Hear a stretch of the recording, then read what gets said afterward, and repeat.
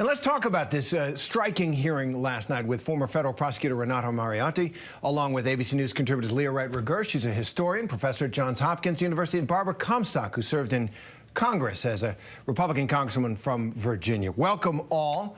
But Leah, let me begin with you and those words. I don't want to say it's over from President Trump's outtakes there. That sums up what he did. And in some ways, it's still not over, right? We're still talking about it. How much, just as a historian, what do you make of hearing that?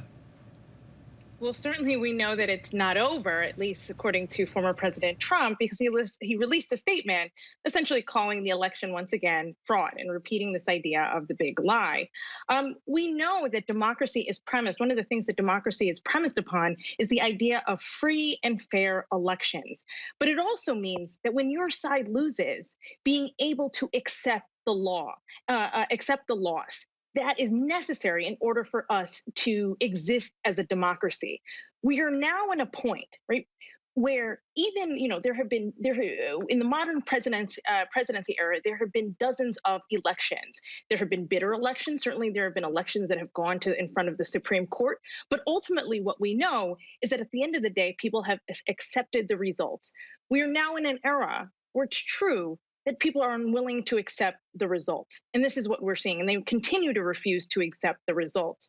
So that should be of concern for anyone. It's certainly one of the messages that was stressed by the committee over and over and over again during these hearings, which is this is not just simply a question of do or I like Trump, was Trump involved, but instead, what does it mean that the leader of the free world refuses to accept the fact that the election is over and that he lost?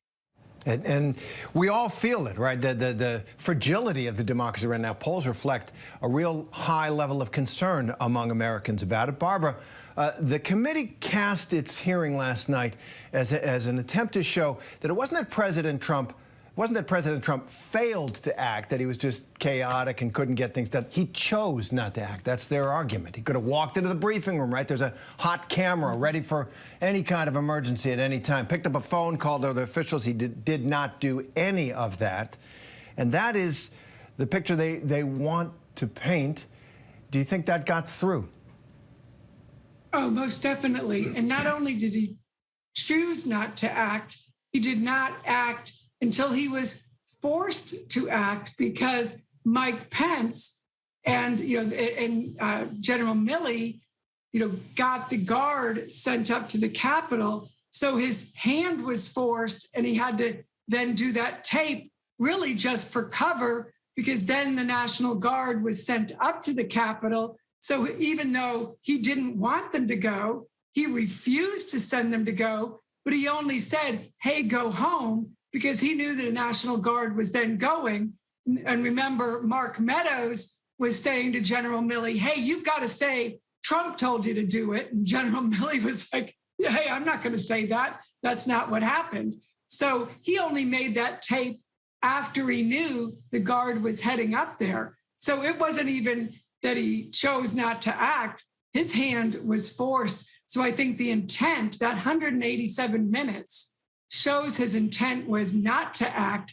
And then the only phone calls he was making during that 187 minutes were phone calls to delay the action and to keep this mob going. And then the tweets were also to inflame, and as Sarah Matthews said, to pour gasoline on the fire. And I have to mention his constant attacks on women, even though it's not just women who are testifying against him under oath.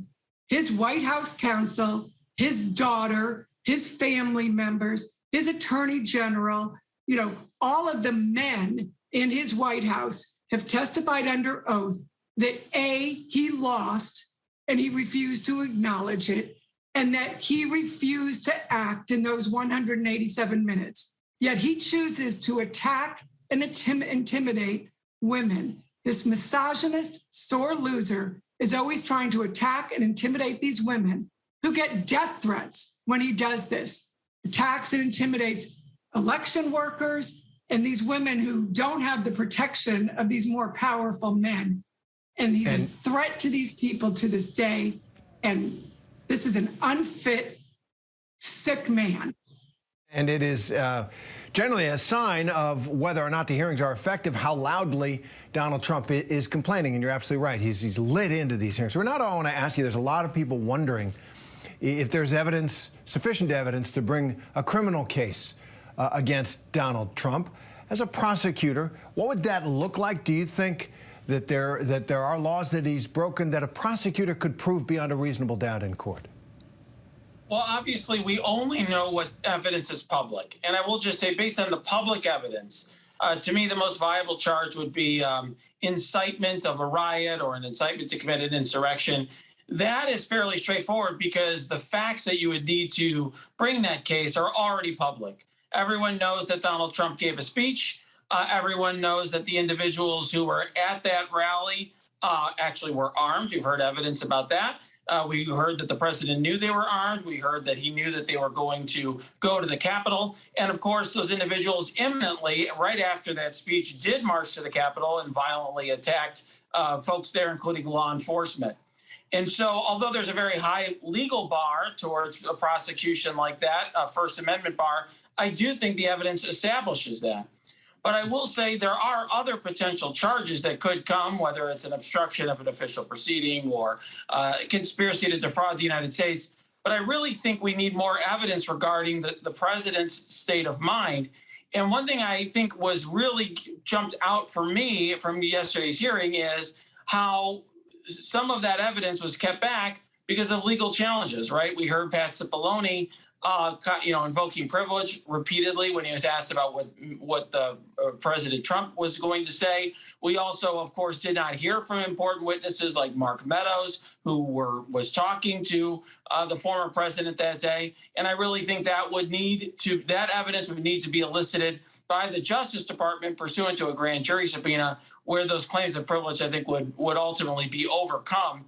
I think they could potentially, get themselves past the finish line. That is very helpful, Renato, because I do think you lay out how a prosecutor would think about this and that there is a methodical process in order to bring a case. Leah, I want to follow up on a question I asked you the other day. The briefing interrupted us. One of the arguments against bringing a criminal charge against Donald Trump, if it could be done, is that the precedent of a sitting president of one political party, his government bringing a criminal charge against his predecessor from the other political party is a dangerous precedent for any democracy, for our democracy. It becomes a bad habit in a lot of countries. How do you feel about that?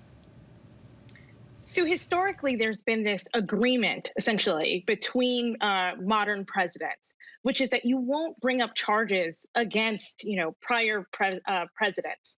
We see it most explosively during the Nixon administration, where Gerald Ford preemptively pardons Richard Nixon for any crimes that he may have committed in the past and any crimes that he may commit in the future.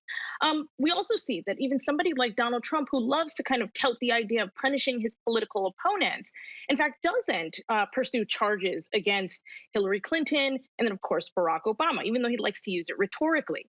So for somebody or for a department, for a presidential administration to actually pursue charges against the former president would create an entirely new, I think, situation and scenario of which we don't know what that would look like.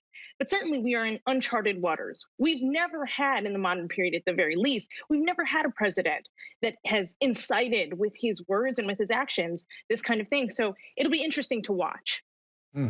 Extraordinary times sometimes are bad times. But Barbara, I want to go to one of the viral moments out of that hearing, that a photo that the committee highlighted, the infamous photo of Republican Senator Josh Hawley. There he is, raising his fist, rising up to protesters that were gathering at the Capitol already ahead of the riot. And then they showed Josh Hawley running for his life down the hallways as those same people he riled up attacked the Capitol. There was laughter in the committee room. It's been a lot of people are having a lot of fun with the sight of Josh Hawley so brave outside behind the police line. One of the witnesses said that police were upset because when they saw it, he was riling them up from a position of safety, that they were protecting him so he could raise that fist. Then he runs away. What do you make of that? Well, as you know, I worked with the Capitol Police officers to make sure that we would have this committee and have accountability. And it is so painful. You know, these officers have been at the most or all of these hearings.